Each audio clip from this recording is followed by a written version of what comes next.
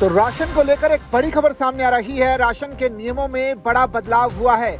मोदी सरकार ने नियम बदले हैं। इसका मतलब ये है कि अब परिवार नहीं बल्कि हर सदस्य के हिसाब से अनाज मिलेगा।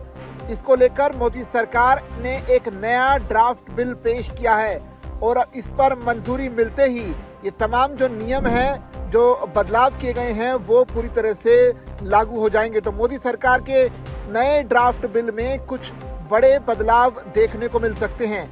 देश के करोड़ों लोगों के लिए राशन सिर्फ एक सरकारी सुविधा नहीं बल्कि रोजमर्रा की जरूरत है। ऐसे में जब राशन वितरण के नियमों में बदलाव की बात सामने आती है तो लोगों की दिलचस्पी बढ़ना स्वाभाविक है। केंद्र सरकार ने राष्ट्रीय खाद्य सुरक्षा अधिनियम 2013 में संशोधन का प्रस्ताव रखा है। इस प्रस्ताव का सबसे बड़ा फोकस अंत्योदय अन्न योजना यानी कि AAY पर है। सरकार का कहना है कि मौजूदा व्यवस्था में कुछ परिवारों को ज्यादा फायदा मिलता है जबकि कुछ परिवारों को अपेक्षाकृत कम अनाज मिल पाता है। इसी असमानता को दूर करने के लिए नया प्रस्ताव सामने लाया गया है। अभी जो अंत्योदय अन्न योजना है उसके तहत हर पात्र परिवार को 35 किलो अनाज हर महीने मिलता है। यहाँ ध्यान देने वाली बात यह है कि अनाज परिवार के हिसाब से दिया जाता है, ना कि परिवार के सदस्यों की संख्या के हिसाब से। यानी अगर किसी परिवार में 2 सदस्य हैं और किसी दूसरे परिवार में 6 सदस्य हैं तो दोनों को 35-35 किलो अनाज ही मिलता है और यहीं से इस समस्या की शुरुआत होती है।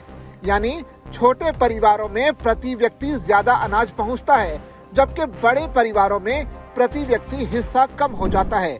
कुछ मामलों में तो बड़े AAY परिवारों के सदस्यों को प्रति व्यक्ति उतना अनाज ही नहीं मिल पाता जितना कि प्राथमिकता श्रेणी के लाभार्थियों को मिलना चाहिए। अब सरकार इसको लेकर बदलाव करना चाहती है क्योंकि जो ड्राफ्ट बिल है उसके मुताबिक अब अंत्योदय अन्न योजना में शामिल परिवार के हर सदस्य को 7 किलो अनाज प्रति महीना देने का प्रस्ताव है। सरकार का मानना है कि इससे अनाज का वितरण ज्यादा संतुलित और तर्कसंगत होगा। साथ ही लोगों की पोषण संबंधी जरूरतों को बेहतर तरीके से पूरा किया जा सकेगा। यहाँ अहम बात यह भी है, हालांकि प्रति व्यक्ति 7 किलो अनाज देने का प्रस्ताव रखा जरूर गया है, लेकिन एक परिवार को मिलने वाले अनाज की अधिकतम सीमा 35 किलो प्रति माह ही रहेगी। मतलब योजना में व्यक्ति आधारित गणना जोड़ी जा रही है, लेकिन परिवार स्तर पर मौजूदा अधिकतम सीमा को बरकरार रखा जाएगा। अगर आसान भाषा में समझें तो हर व्यक्ति के हिसाब से 7-7 किलो अनाज तो होगा, लेकिन जिस परिवार में सदस्यों की संख्या ज्यादा है तो उन्हें ज्यादा बड़ा फायदा होने की उम्मीद कम है क्योंकि अधिकतम जो सीमा है अनाज की वो 35 किलो ही रहने वाली है। यानी किसी परिवार में अगर 7 से ज्यादा सदस्य हैं तो उन्हें इसका बड़ा फायदा नहीं मिलेगा। हालांकि 7 सदस्यों तक के परिवार के हिसाब से ये जो सीमा है उसको दुरुस्त करने की सरकार कोशिश कर रही है। अब इस नियम के मुताबिक सरकार का जो मकसद है वो आपको बता दें। ड्राफ्ट दस्तावेजों के मुताबिक सरकार 3 बड़े लक्ष्य हासिल करना चाहती है। पहला, अंत्योदय अन्न योजना के भीतर मौजूद असमानता को कम करना। दूसरा, अनाज का ज्यादा संतुलित वितरण सुनिश्चित करना। और तीसरा, लोगों की पोषण जरूरतों के मुताबिक व्यवस्था तैयार करना। सरकार का मानना है कि इससे राशन वितरण प्रणाली और भी ज्यादा प्रभावी बन सकती है। सरकार ने अभी इस बदलाव को अंतिम रूप नहीं दिया है। फिलहाल ये एक ड्राफ्ट बिल है जिस पर लोगों से सुझाव और राय मांगी गई है।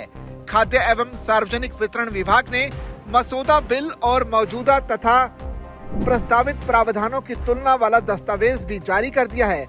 लोग अपनी राय और सुझाव 13 जुलाई 2026 तक भेज सकते हैं। ड्राफ्ट के मुताबिक यदि ये संशोधन कानून बनता है तो इसे राष्ट्रीय खाद्य सुरक्षा संशोधन अधिनियम 2026 कहा जाएगा। कानून लागू होने की तारीख केंद्र सरकार बाद में आधिकारिक राजपत्र में अधिसूचना जारी करके तय करेगी। फिलहाल ये प्रस्ताव चर्चा और सुझावों के दौर में है, लेकिन इतना जरूर साफ है कि सरकार राशन वितरण की मौजूदा व्यवस्था को ज्यादा संतुलित बनाने की दिशा में कदम बढ़ा रही है। आने वाले हफ्तों में मिले सुझावों के आधार पर इस बिल का अंतिम स्वरूप तय किया जाएगा। आपके हिसाब से सरकार के जो नियम में बदलाव है वो कैसे हैं, क्या होना चाहिए नियमों में बदलाव? अपनी राय कमेंट के जरिए हम तक साझा कीजिए और इसी तरह की खबरों के लिए सब्सक्राइब कर लीजिए जागरण बिजनेस को।